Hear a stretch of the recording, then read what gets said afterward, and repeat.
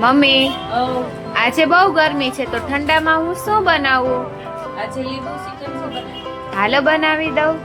આજે આપણે બનાવવાની છે લીંબુ સિકંજી. તો સૌથી પહેલાં આપણે મોરસને ઉગાડી અને તેને સાઈડ પર મૂકી લઈશું. હવે ત્યારબાદ આપણે તકમરિયા હોય તેને પણ પલાળી લેવાના છે. હવે મસાલો બનાવવા માટે 1 ચમચી જેટલો ચાટ મસાલો, 1 ચમચી જેટલી સંચળ પાવડર, અડધી ચમચી જેટલો જંજીરા પાવડર, અડધી ચમચી જેટલો શેકેલા જીરાનો પાવડર લઈ લઈશું અને બધી જ વસ્તુને મિક્સ કરી લઈશું. હવે આપણે પુદીનાનો રસ કાઢી લેવાનો છે. હવે લીંબુ સિકંજી બનાવવા માટે આપણે ગ્લાસ લઈ લઈશું. તેમાં આપણે જે સ્પેશિયલ મસાલો બનાવેલો છે તેને એડ કરી લઈશું. હવે તેમાં પુદીનાનો રસ, જે પલાળેલા તકમરિયા, મોરસની ચાસણી અને અડધા લીંબુનો રસ એડ કરીને બધી જ વસ્તુને મિક્સ કરી લેવાનું છે.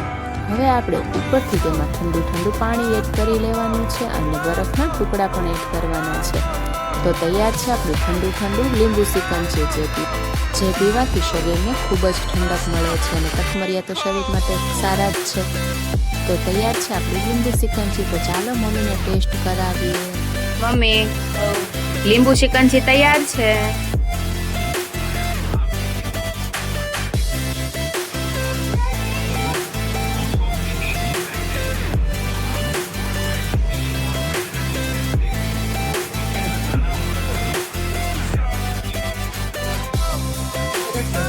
Thank you.